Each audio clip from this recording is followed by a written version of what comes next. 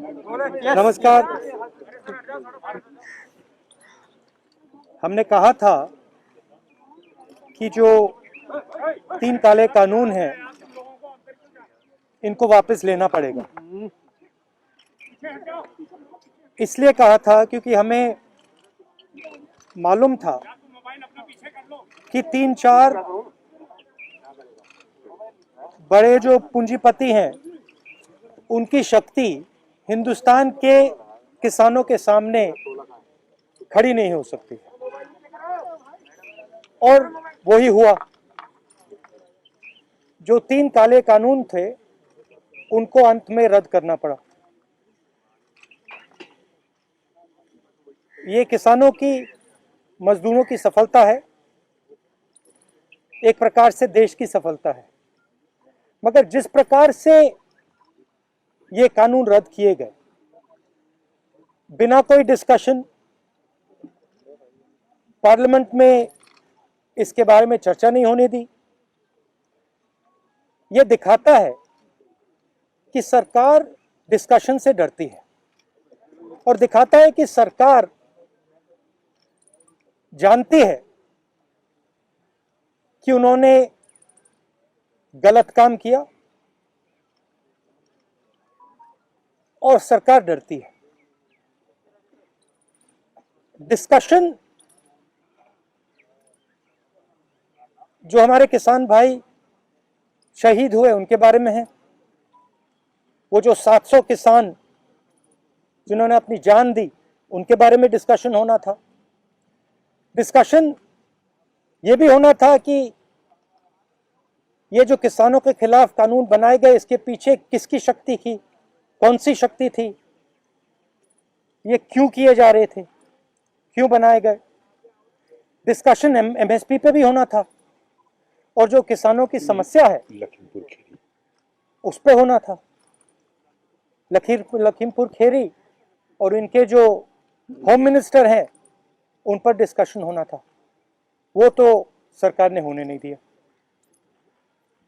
मगर सरकार के दिमाग में थोड़ा सा कंफ्यूजन है। वो सोचती है कि जो गरीब लोग हैं, किसान लोग हैं, मजदूर लोग हैं, उनमें कोई शक्ति नहीं है, उनको दबाया जा सकता है। और इस एपिसोड ने यह दिखाया है कि किसानों को, मजदूरों को, गरीब लोगों को, कमजोर लोगों को हिंदुस्तान में दबाया नहीं जा सकता। राज्य मंत्री हैं अजय मिश्रा टेनी, उनका इस्तीफा हो, क्या इस कानून को वापस लेने से अब आपकी ये मांग खत्म हो गई है? ये इस पर अभी आपका प्रदर्शन धरना या मांग? ये तो देखिए, ये जो 3 कानून थे ये किसानों पर आक्रमण था, मजदूरों पर आक्रमण था।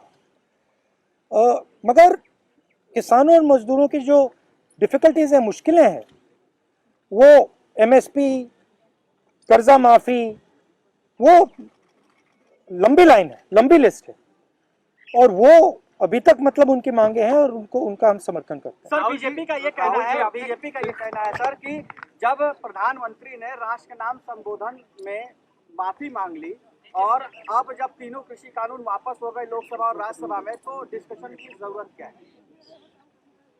तो फिर सांसद की क्या जरूरत है? उसको बंद कर देते हैं, बंद ही कर दो।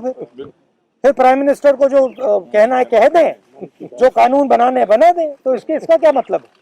राहुल जी, बंद ही कर लो। राहुल जी, आपने पहले कहा कि 700 आदमी को मौत हुई है, वो 700 आदमी के लिए आप लोग कुछ आगे कुछ कदम चलाएंगे? सेंट्रल गवर्नमेंट से, बीजेपी गवर्नमेंट से चला रहा है, उनके से कोई उनका राहत मिले? नहीं, आपने कहा कि प्रधानमंत्री ने माफी मांगी, इसका मतलब प्रधानमंत्री ने ये एक्सेप्ट किया कि उनकी गलती के कारण से 700 लोग मारे गए, उनकी गलती के कारण से ये जो पूरा आंदोलन हुआ है।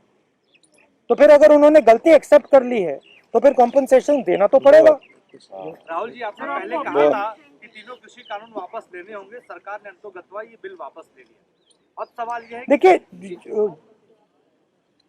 देखिए जिस प्रकार से लिया है इन्होंने, सबसे पहले इसमें किसानों का अपमान किया है।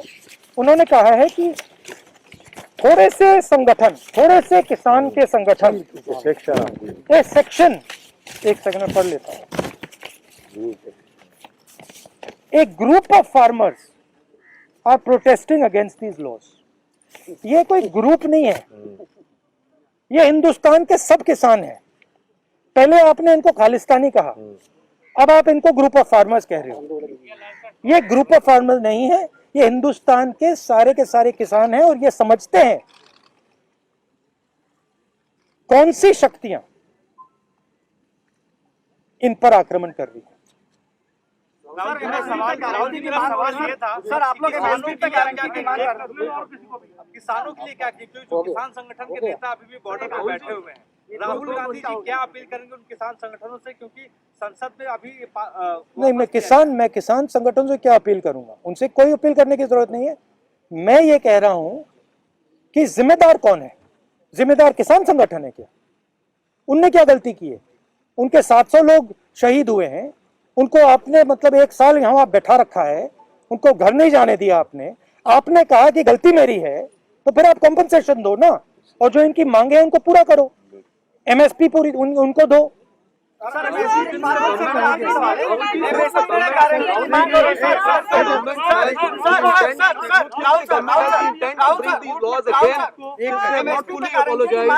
भैया देखिए, रुकिए ना भैया, आपने पूछ लिया, अब बाकी लोग भी बैठे हैं यहाँ पे।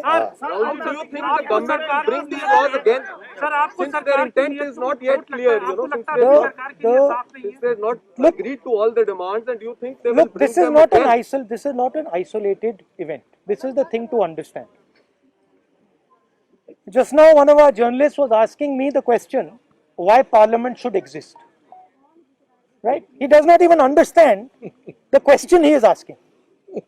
Because this entire instrument is captured by the same forces that are pushing the farm bill.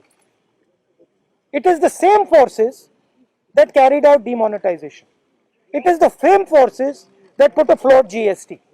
It is the same forces that didn't give any money to the poor people during COVID. So the question is not whether the government is going to try to pass these farm laws again. The question is that the government is captured by a group, by an interest that is against the poor people of this country. They will do whatever can be done to damage the future of the poor people of the country. So is it because UP and Punjab the government was supposed to take a decision? Sorry? And where was the government decision on repeal taken because of UP and Punjab votes? And what do you plan to do about the MSP? You'll be asking The decision was taken by the government because the government could not face the power, the strength of the Indian people represented in this case by the farmers and the laborers. Of course, the idea that UP elections are near, that must have played something in their mind. So what about Last question. Sir, do you still doubt the intention of the government? Because government is saying that they are fully in support of the farmers, that's why they are repealing the laws. Do you still doubt the intention So of the government? if they were fully in support of the farmers, what were they doing for the last 1 year? Why did it take 700 dead Kisans for them to repeal these laws? Why is the Prime Minister apologizing for what? If they have done nothing against the farmers, why is he apologizing? And on whose behalf is he apologizing? So the intention is bad. And as I mentioned just now, it is not, I mean, the Prime Minister is an instrument of these forces. The Prime Minister is the tool of these forces. These forces sit behind the Prime Minister. These forces capture the media and they pass laws like the farm laws. They do demonetization and they are inimical to the future of this country. Thank you very much.